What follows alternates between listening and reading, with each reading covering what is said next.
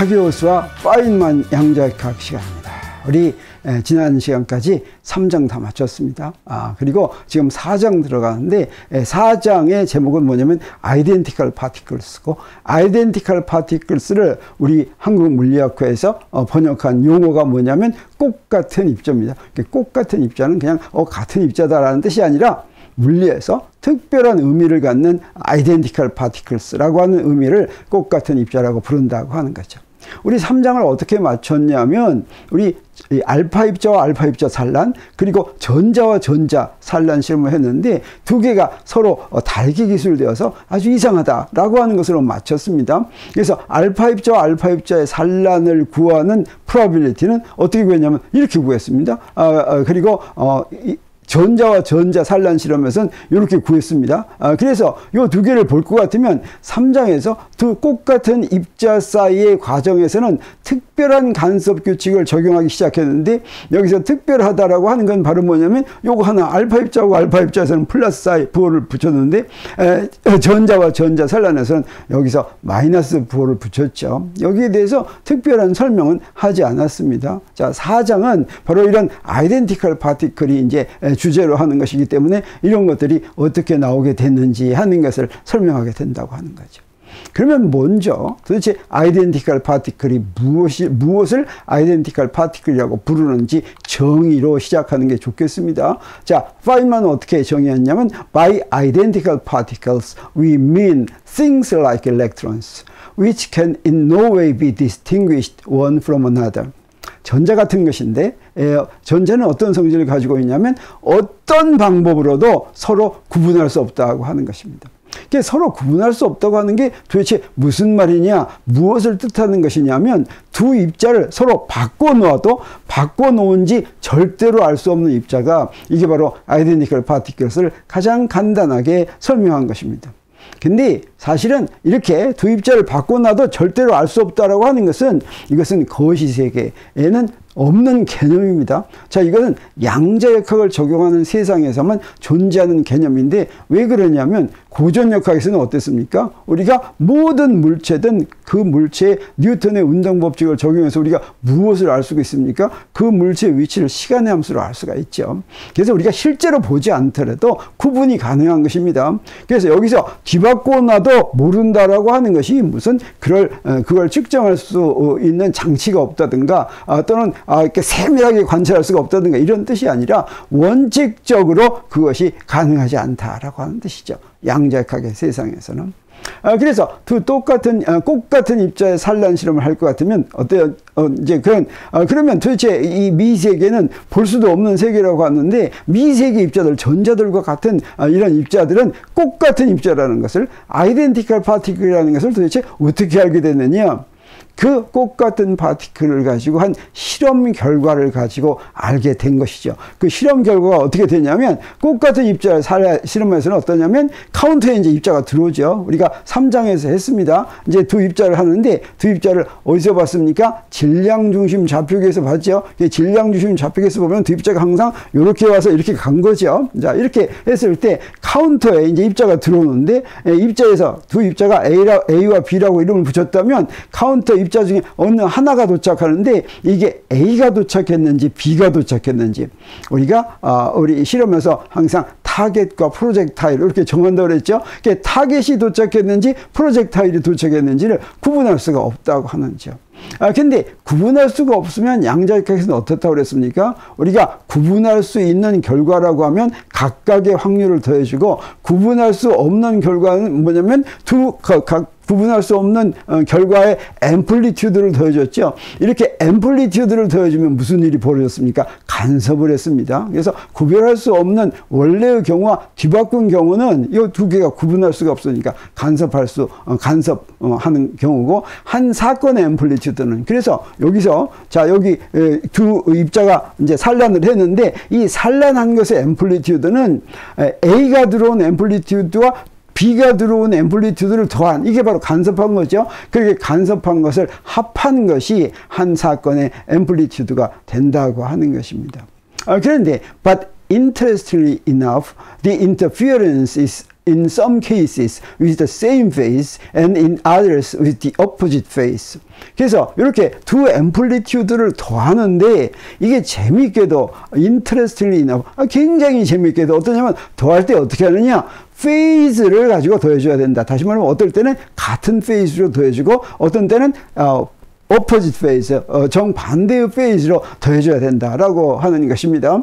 자, 그러면 도대체 이 페이즈가 무엇인지 하는 걸 또 얘기를 해야 되겠죠. 이 페이즈에 대해서는 파인만이 따로 설명을 안 해서 내가 추가로 이제 설명을 합니다. 자, 이 페이즈는 뭐냐면 절대값의 제곱이 1인 숫자를 페이즈라고 부릅니다. 그러면 아주 임의의 페이즈를 어떻게 표시할 수가 있냐면 익스포넨셜 I 델타로 표시할 수가 있습니다. 그리고 이때 이 델타를 페이즈 앵글이라고 부르는데 이 델타는 우리가 실수라고 취급하는 거죠. 익스포넨셜 I 델타에서 I는 지금 허수를 표시하는 것입니다. 그럼 이것의 절대값의 제곱을 하면 어떻게 되냐? 요거의 절대값의 제곱을 하면 복소수를 절대값에 제곱한다는 것은 이 복소수의 복소 켤레와 요걸 같이 곱한다고 하는 거죠. 그래서 복소 켤레는 익스포넨셜 마이너스 I 델타고 그 다음에 요 숫자는 익스포넨셜 I 델타니까 요거 두 개 곱하면 어떻게 됩니까? 익스포넨셜 제로승이 되고 이건 바로 1이 되는 거죠. 그래서 익스포넨셜 I 델타로 이렇게 쓸 것 같으면 이건 임의의 페이즈다 이렇게 얘기할 수가 있고 이 페이즈를 우리 어디서 표시하면 편리하냐면 요걸 갖다가 복소 평면에서 표시하면 편리합니다. 복소 평면이라는 거는 한 축은 수평축은 실수를 표시하고 수직축은 허수를 표시하는데 여기다 델타를 이렇게 그립니다. 자, 그래서 익스포넨셜 I 델타를 이런 화살표로 그리겠어요. 그러면 이때 요게 바로 페이즈 익스포넨셜 I 델타다 이렇게 이야기합니다. 그리고 요 페이즈하고 오포짓 페이스라고 하는 건 어떤 게 되겠어요? 방향이 정반대인 페이즈가 되겠죠. 그래서 이 opposite face라고 하는 것은 델타에다가 얼만큼 더했어요? 파이만큼 각도를 더하는 거죠. 근데 이렇게 페이즈를 더한 거, 파이만큼 더한 건 바로 뭡니까? 요거는 익스포넨셜 I 파이 곱하기 익스포넨셜 I 델타하고 똑같죠. 근데 익스포넨셜 I 파이는 바로 뭐예요? 마이너스 1이죠. 익스포넨셜 I 파이는 우리 오일러 공식에 의해서 코사인 파이 더하기 I 사인 파이인데 사인 파이는 0이고 코사인 파이는 뭐가 됩니까? 마이너스 1이죠. 그래서 익스포넨셜 I 파이는 마이너스 1이 되니까 이게 바로 뭡니까? opposite phase라고 하는 것은 어떤 페이즈가 있으면 그 페이즈 앞에다가 마이너스를 붙이는 것이 opposite phase고 그 의미가 바로 뭐냐면 복소 평면에서 한 페이즈가 가리키는 방향과 반대 방향을 가리키는 페이즈를 의미한다고 하는 것입니다. 자, 그래서 두 입자의 산란을 보겠어요. 우리 이거는 그 3장에서 여러 번 했으니까 우리 익숙하죠. 요거 질량중심 좌표계에서 표시한 겁니다. 이건 이제 4장에서 이제 쓴 그림입니다. 그림 4의 1인데 여기 입자 A와 B가 있어요. 그래서 여기 A는 여기 있고 B는 여기 있다고 한다면 이 A를 우리가 편의상 프로젝타일이라고 부르고 요 B를 타깃이라고 부를 수가 있겠죠. 질량중심 좌표계에서는 그게 분명하지 않지만 대부분의 경우에 왼쪽에 있는 게 프로젝타일이고 오른쪽에 있는 게 타깃입니다. 그래서 A가 프로젝타일이고 B가 타겟이다 이렇게 얘기할 수가 있는데 이때 바로 뭡니까? 요 A는 무엇을 그린 것이에요? 입자 A가 어디로 들어갔어요? 저 카운터 1로 들어갔죠? 카운터 1이라고 하는 것은 A와 B를 잇는 선에서 요 산란각을 세타라고 했는데 산란각이 세타만큼 같다라고 하는 거죠. 그러면 어떻습니까? 반드시 질량중심 좌표계에서는 여기 B는 어때요? 그 반대 방향으로 가야 되겠죠. 그러면 그 반대 방향은 산란각이 얼마입니까? 산란각이 파이 플러스 세타다,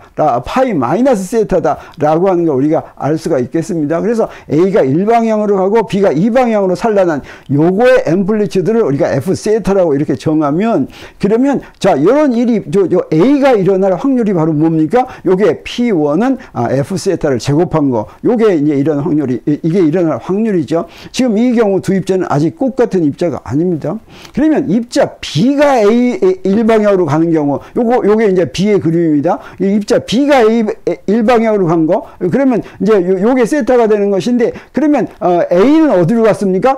파이 마이너스 세타로 간 거죠. 그러면 이렇게 산란하는 경우에 프로바빌리티는 뭐가 될 거냐면 어떻습니까? 요 파이 마이너스 세타로 이렇게 갈 확률과 같아서 우리가 이건 3장에서 여러 번 했었죠. 요건 파이 마이너스 세타의 절대값의 제곱과 같은데 그러면 이때 요거 B번의 앰플리튜드는 뭐에 해당하겠습니까? 요거는 파이 마이너스 F 파이 마이너스 세타로 놓을 것 같습니까? 안 될 것 같습니까? 물론 이것도 되겠죠. 근데 이것만 되는 게 아니다라고 하는 거죠. 자, 이걸 제곱하면 뭐가 됩니까? 확률이 돼야 되죠. 근데 우리가 측정하는 건 뭐예요? 확률만 측정하는 거죠. 확률 가지고는 앰플리튜드를, 확률을 알고는 앰플리튜드가 딱 정해지지가 않습니다.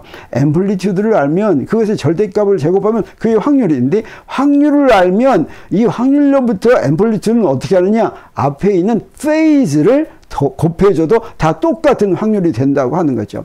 그래서 이렇게 됐을 때는 요 페이즈가 뭐가 될 수가 있냐면, 여기다가 이 앰플리튜드가 뭐가 될 수 있냐면 파이 마이너스 세타의 앰플리튜드에다가 페이즈 이 익스포넨셜 I 델타를 곱해도 된다. 여기서 이 페이즈를 곱한 거, 요 델타는 어떤 값이어도 좋아요. 그냥 절대값의 제곱이 1인 그런 페이즈를 곱해준다라고 하는 것이고, 요렇게 된다는 거 우리가 어떻게 알았어요? 요걸 제곱할 것 같으면 P2가 된다고 하는 거죠. 왜 그러냐면 익스포넨셜 I 델타는 제곱하면 뭐가 됐어요? 1이 됐기 때문이죠.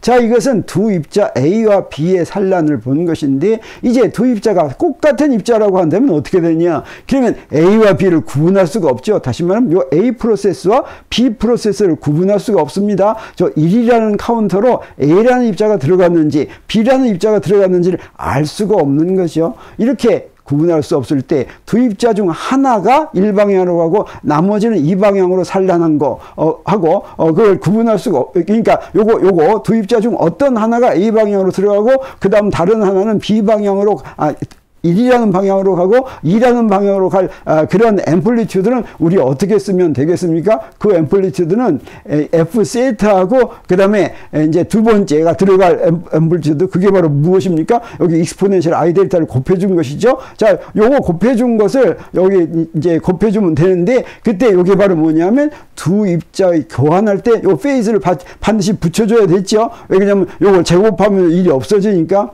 근데 요 페이즈를 내가 정하려면 어떤 조건이 있어요? 이 페이즈가 지금 아무 값이나 제곱하면 된다고 그랬습니다. 그러면 이 페이즈 팩터를 정하는 어떤 조건이 있을지 않을까 궁금하죠? 근데 그런 조건이 있습니다. 간단하게 생각할 수가 있어요. 그건 바로 뭐냐면, 여기서 두 입자가 교환할 때 붙는 페이즈가 바로 이거였습니다. 그러면 이 두 입자를 한 번 더 교환해 보겠어요. 이 말은 무슨 얘기냐면 A와 B를 교환하면 그러면 이렇게 페이즈가 붙었는데 여기다 요걸 갖다가 다시 또 한 번 교환됐다고 하면 어떻게 됩니까? 한 번 더 교환하면 페이즈가 두 번 붙겠죠. 그래서 처음엔 이렇게 됐던 거를 여기다 한 번 더 하면 이 페이즈가 추가돼야 되죠. 그러면 그게 바로 뭐가 됩니까?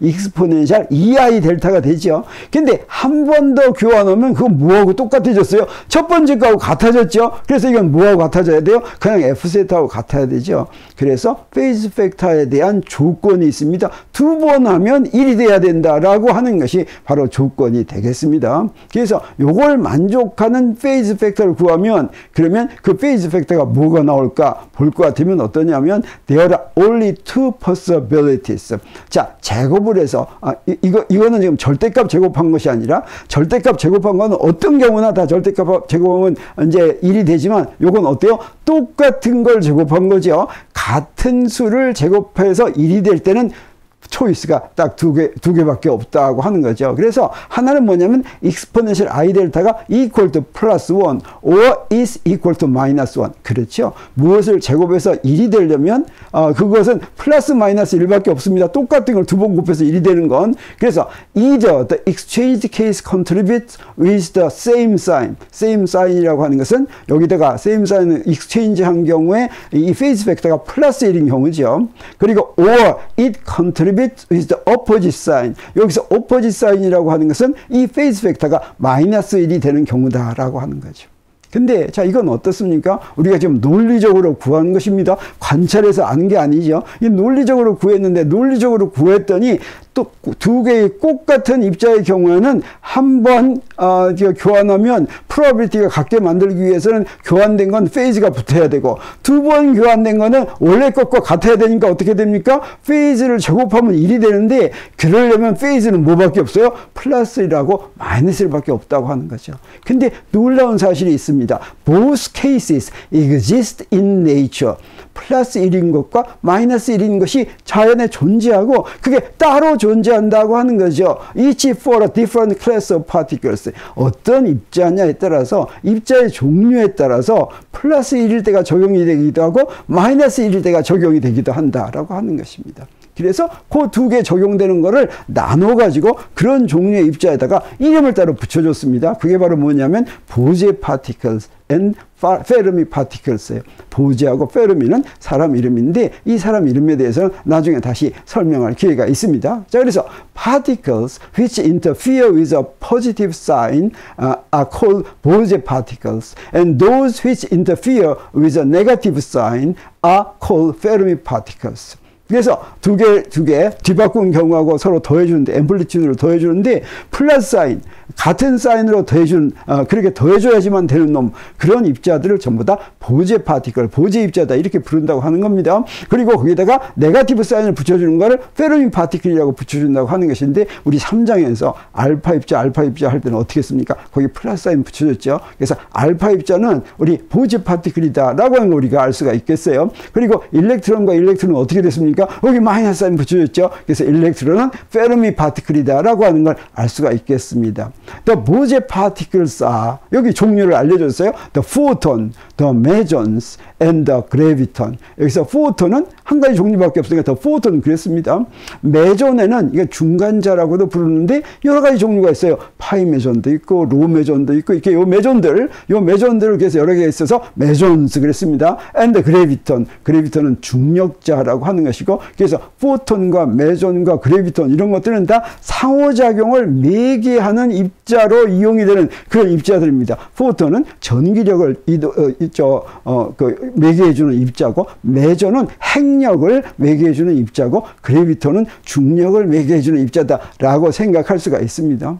그리고 페르미 파티클스는 어떠냐? 페르미 파티클스 are the electron, the muon, the neutrinos, the nucleons and the baryons. 자, 그래서 여기서 일렉트론 한 가지 종류밖에 없죠. 뮤온도 한 가지 종류가 있습니다. 그리고 뉴트리노에는 세 가지 종류가 있어서 뉴트리노스 그랬습니다. 그 다음에 뉴클레온스에도 두 가지 종류가 있어요. 양성자, 중성자가 뉴클레온이죠. 그리고 이런 뉴클레온들이 전부 다 베리온인데, 뉴클레온처럼 그 세 개가 모여서 만들어진 입자들이 베리온인데, 베리온은 여러 가지 종류가 있습니다. 이런 것들은 전부 다 페르미 파티클스다라고 하는 거죠. 그러면 we have then that the amplitude for the scattering of identical particles. 그래서 자, 우리 이제 두 개의 identical particle의 스캐터링에 대해서는 앰플리튜드를 어떻게 정할 수가 있냐면, 보제 파티클스의 경우는 어떻게 돼요? 앰플리튜드가 두 항으로 되어 있는데 어때요? 처음에 어떤 항이 있으면 그걸 우리가 다이렉트 항이라고 부르겠습니다. 그러면 그걸 뒤바꾼 걸 익스체인지 항이라고 부르겠어요. 그래서 반드시 뒤바꾼 거하고 이제 구분이 안 되니까 두 앰플리튜드를 더해야지 되는데, 두 앰플리튜드를 더할 때 여기에 플러스 사인으로 더한다고 하는 거죠. 이게 4의 일식입니다. 자, 이 두 개를 더할 때 이런 식을 만족하는 걸 뭐라고 불러요? 보제 파티클이라고 부른다고 하는 거죠. 그리고 페르미 파티클은 어떻게 되냐면, 여기 다이렉트 앰플리튜드하고 익스체인지 앰플리튜드를 더할 때 여기다 마이너스를 붙인다. 그래서 여기가 페이즈 팩터가 이렇게 되는 거죠. 페이즈 팩터가 플러스고 여기는 페이즈 팩터가 마이너스다, 이렇게 얘기할 수가 있는 것입니다. 그래서 우리 이제 지금 4장 시작하면서 뭘 알았냐면, 꽃 같은 입자에는 두 가지 종류가 있다. 크게 두 가지 종류로 나눌 수가 있는데, 이건 무엇을 가지고 나눕니까? 가장 간단한 건 그 두 가지 꽃 같은 입자 두 개 가지고 산란 실험을 할 때, 산란 실험의 앰플리튜드를 구할 때 다이렉트 텀하고 익스체인지 텀을 더할 때 그냥 더하기로 더하느냐 빼기로 더하느냐, 빼기로 더한다는 게 좀 재밌긴 하죠. 자, 그렇게 더하는 거 가지고 두 개를 구분한다라고 하는 것이고, 우리가 나중에 알게 되겠지만 이렇게 빼기로 더하게 되면 이게 바로 뭘 얘기하냐면, 파울리의 베타 원리를 만족하는 걸 하게 되고, 여기 더하기로 더하게 되면 베타 원리가 적용되지 않는 것을 얘기하게 됩니다. 그런데 우리 앞에서 3장에서 또 전자는 무엇을 가지고 있다고 그랬습니까? 스핀을 가지고 있다고 그랬죠. 스핀을 가지고 있는 입자는, 전자는 페르미온이라고 그랬죠. 페르미 파티클이라고 그랬죠. 좀 복잡해집니다. Particles with spin, like electrons, there is an additional complication. 자, 스핀, 전자처럼 스핀을 가지고 있는 입자한테는 추가로 좀 복잡한 게 있다고 하는 거죠. 아까 얘기한 것처럼 앰플리튜드를 더할 때 그렇게 간단하게 더하고 이렇게 이제 안 되는 경우도 있다고 하는 것입니다. We must specify not only the location of the particle, but the direction of their spins. 우리 앞에서 어떻게 했습니까? 산란 실험을 할 때 카운터 1로 들어가느냐, 카운터 2로 들어가느냐, 이것만 가지고 카운터 1로 들어가는 게 A가 왔느냐, B가 왔느냐 가지고 구분을 할 수가 없을 때 똑같은 입자라고 했죠.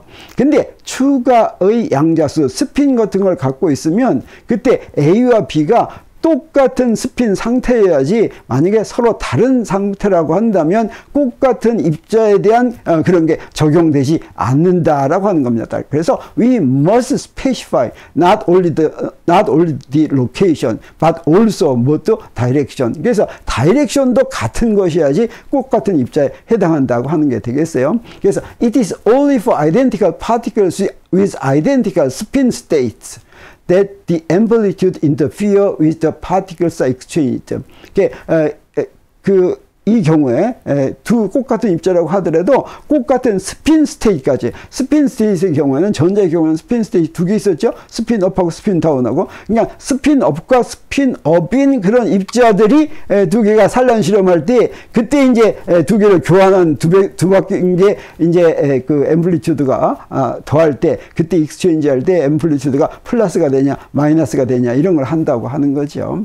그래서 if you think of a scattering of unpolarized beams, unpolarized beam이라고 하는 것은 스핀이 업도 있고 다운도 있고 요게 막 섞여 있는 거, 이게 바로 unpolarized beam이라고 했습니다. 그런 스캐터링 실험을 할 때는 어떻게 되냐, 여기 설명이 되어 있네요. which are a mixture of different spin states, 서로 다른 스핀 스테이트들이 이렇게 섞여 있는 그런 unpolarized beam에 대해서 실험할 때는 there is some extra arithmetic. 이 말은 무슨 얘기냐면 그러면 우리 아까 똑같은 입자의 앰플리튜드를 못 더한다 뭐 이런 것이 아니라 추가로 더 복잡한 수학이 필요하다고 하는 것입니다. 그건 아마 이제 나중에 계속해서 나올 것 같습니다. 그래서 여기까지 공부하는 것을 정리하면 이런 내용이 되겠어요. 두 입자에 산란할 때 어떻게 하냐면, 이때 이제 아직은 똑같은 입자가 아니죠. 그때 A가 1방향으로 B가 2방향으로 가는 산란, 그 앰플리튜드를 F 세타라고 하겠어요. 그리고 그 반대 A가 2방향으로 B가 1방향으로 가는 산란, 이건 앰플리튜드가 F 파이 마이너스 세타라고 하는데, 만약에 이 두 입자가 똑같은 입자면 어떻게 됩니까? A가 1방향으로 가고 B가 2방향으로 가는 거하고 A가 2방향이고 B가 1방향으로 가는 게 구분할 수가 없죠. 그러면 이건 하나의 사건이 되고, 그 하나의 사건은 어떻게 됩니까? 구분할 수가 없으니까 두 개의 앰플리튜드를 더해주는데, 여기에 이렇게 페이즈를 붙여서 더해줘야 된다고 하는 걸 우리가 알게 됐고, 이 페이즈에 조건이 붙었죠. 한 번 더 뒤바꿔주면 요거 1이 돼야 되니까, 그래서 익스포넨셜 I 델타라는 이 페이즈 팩터는 반드시 아무 값이나 복소 평면에서 아무 값이나 되는 게 아니라 반드시 플러스 1 아니면 마이너스 1만 갖는 게 가능하다. 그래서 가능한 페이즈 팩터 값은 플러스 1과 마이너스 1 두 개가 있는데, 근데 아주 너무나 재밌게도 바로 우리가 논리적으로 구한 이 두 경우가 자연에 이게 따로 존재한다고 하는 거죠. 그래서 이 따로 존재하는데 이렇게 페이스가 플러스 1인 경우를 뭐라고 부른다고 그랬습니까? 보제 파티클이라고 부른다고 그랬습니다. 그래서 이거 플러스 1이고, 이런 것에 해당하는 게 뭐가 있다고 그랬습니까? 포톤, 메손, 그래비톤이 있다고 했습니다. 그리고 여기에 마이너스 1에 해당하는 거, 이 페이스 팩터가 마이너스 1인 경우를 우리 페르미 파티클이라고 했고, 여기에는 뭐가 있냐면 우리 일렉트론, 뮤온, 뉴트리노, 뉴클레온, 베리온 이런 것들이 거기에 해당한다고 했죠. 가만 보면 여기에 보제 파티클은 어떤 입자들이냐면 상호작용을 매개하는 입자들, 그러니까 물체를 구성하는 입자가 아닙니다. 근데 여기에는 이 입자들은 이렇게 페르미 파티클스들은 요건 어떤 입자들이냐면 물질을 구성하는 입자들입니다. 원자 속에 들어갈 수 있는 입자들이 되겠어요. 원자 속에 전자가 들어갈 수 있고, 사실은 뮤온도 들어갈 수가 있습니다. 그리고 뉴트리노는 원자 속에 들어가 있는 것은 아니지만 물질을 구성하는 것과 관계된 그런 입자가 되고, 여기 뉴클레온, 핵자, 베리온 이런 것들이 물질을 구성하는 입자에 해당하는 것들은 이건 페르미 파티클스가 된다고 하는 것입니다. 네, 그래서 4장의 1절을 아직 다 마치지 못했습니다. 여기까지 하고 다음 시간에 4장의 1절을 한 번 더 해야 될 것 같습니다. 여기 4장은 그 절이 섹션이 전부 해서 7개로 되어 있는데 우리 첫 번째 절이 바로 뭐냐면 보제 파티클스하고 페르미 파티클스죠. 여기 절반쯤 하고 우리 4장의 1절을 다음 시간에 한 번 더 하기로 하겠습니다. 자, 오늘은 여기서 마칩니다. 감사합니다.